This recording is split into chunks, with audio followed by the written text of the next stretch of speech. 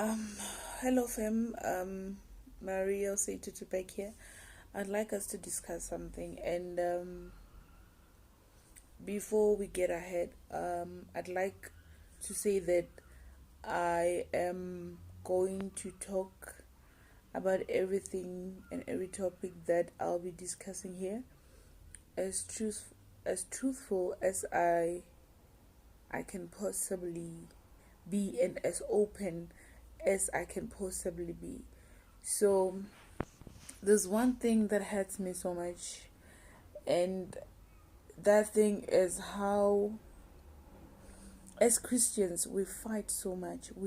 We are constantly fighting. If we're not fighting about who should be preaching, we are fighting about um, whose church is the better one. Like our pastor is the most awesome pastor, and then your pastor, he doesn't matter. Of which is things that, it's petty things. And this is what I wanted us to talk about, that why is it that as Christians we are not growing?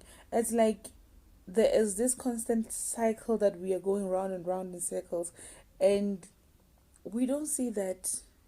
We have forgotten about the doctrine of God. We have forgotten about what it's all about. It's about Jesus, it's about God.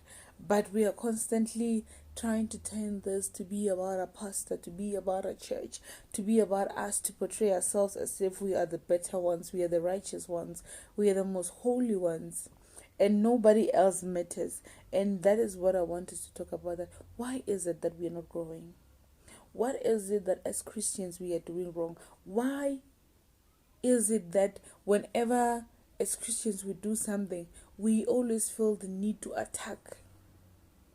When you see a woman preaching, you come bearing scriptures, firing shots like, yeah, yeah, yeah, yeah, she shouldn't be doing that, she shouldn't be doing that. I mean that the God we serve, he is an all powerful God. If I'm stepping on a pulpit and he doesn't want me there, dude, I will not go and preach there. Your work is not for you to come and defend God. Nobody should be doing that. If you truly believe the Bible that you read, then you should know that it is not your place to judge. And if I come out and say, or you come out and say that God has called you into ministry, God has called you into preaching, hell, I was not there when God was calling you. So it's not my place to come and now say that you're lying. It's not my place to now come and say that A, B, and C, isn't it? No, it is not my place. What we should be doing is, for me, anybody that comes into my life, and this is what my husband told me. When I married my husband, he was like, for every man of God that comes into our life, whether they are here to visit, whether they're passing by, whether we meet them by chance, by whatever circumstances that we come across them, it is not your place, Maria, to judge them. It's not your place to now try to figure out if really they've been called or not. All you can do is pray for the discernment of the Spirit.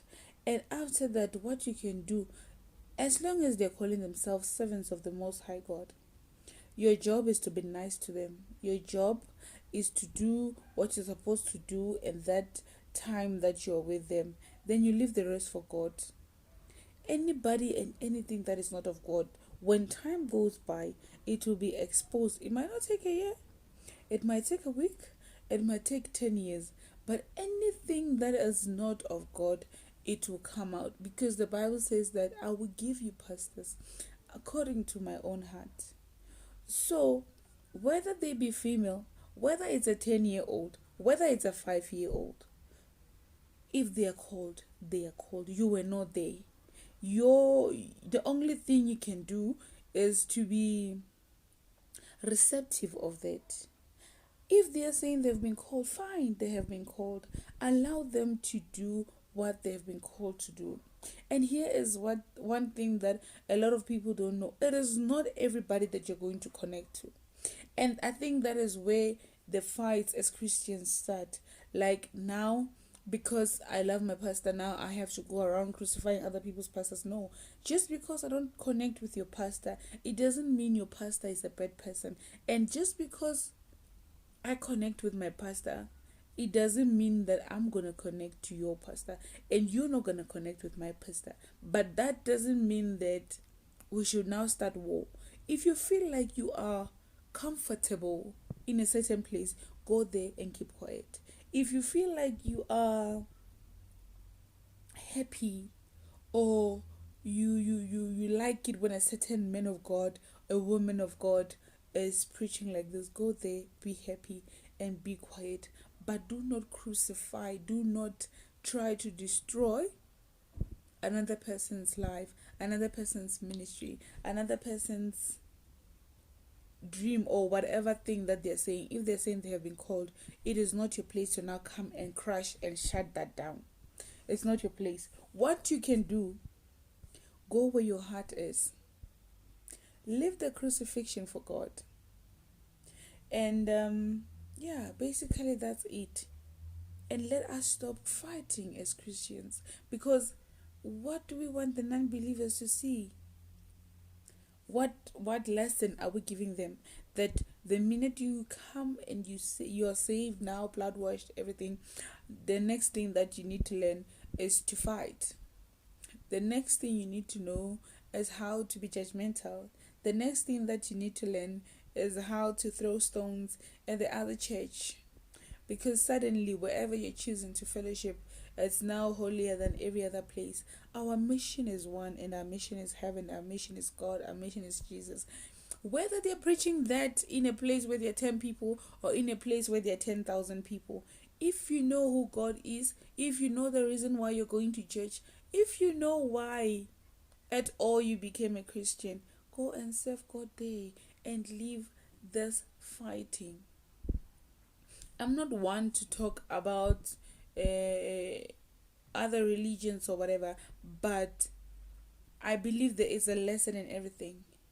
If you see the unity amongst Muslims, my goodness, it doesn't matter whether it's Muslims here in South Africa, it's Muslims in America, it's in Dubai, it's in Ghana, they are unified.